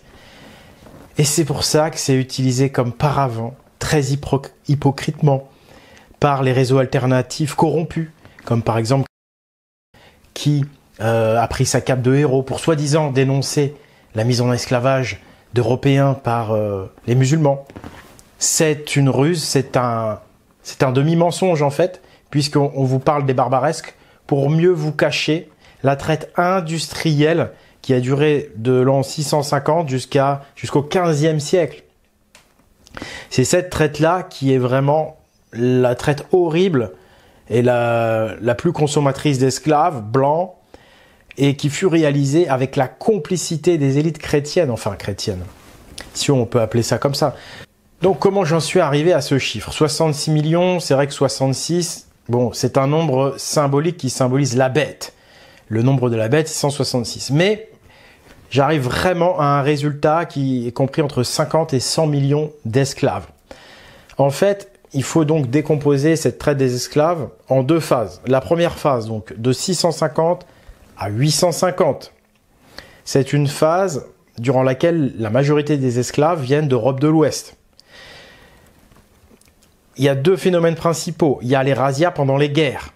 On sait que l'Empire musulman, quand il arrive en Espagne, il déporte 30 000 Visigoths au minimum. Enfin, c'est plus que ça en fait. C'est juste pour l'année 714, les musulmans arrivent en 711, il y a 30 000 Visigoths qui sont déportés en quelques jours. Hein. Là, je vous relate des chiffres. Donc tous les chiffres sur lesquels j'ai basé mon calcul et que je vous relate à partir de maintenant sont issus donc de l'étude d'Harvard. À la page 773, il y a un document qui stipule 30 000 Visigoths déportés. C'est pas le total de l'année, c'est simplement un document qu'on a retrouvé. Et donc tous les chiffres que je vous donne et les calculs qui sont faits sont à partir des documents qu'on a retrouvés. Donc c'est forcément un minimum, parce que forcément, soit on a retrouvé tous les documents par miracle, soit on n'en a retrouvé que quelques-uns. Et je pencherai beaucoup plus sur la deuxième option. Donc il y a déjà au cours des guerres des milliers, des dizaines de milliers d'esclaves, voire même des millions qui sont déportés. À cette même page du dossier d'Harvard, 773, on retrouve que les Saxons, au cours de l'année 796, où il y a eu de terribles guerres, un tiers des Saxons, donc de Germanie, qui, vous savez, avec eux, il y avait aussi beaucoup de Gaulois, en fait, en Saxe, c'était des combattants odiniques de Saxe, un tiers des Saxons. Donc les Saxons, c'est un peuple qui se compte en millions. Donc là, on arrive à un chiffre qui est d'environ 2-3 millions de Saxons déportés en 796. Ensuite, mon calcul, je l'ai basé non pas là-dessus, parce que les guerres sont juste temporaires. J'ai fait un calcul qui me mène à 20 millions d'esclaves déportés entre 650 et 850. Voilà, à la page 759. Des documents relatent que dans une galère vénitienne, il y a environ 630 esclaves. 630 esclaves par galère vénitienne. Mais il y avait 3 routes à l'époque.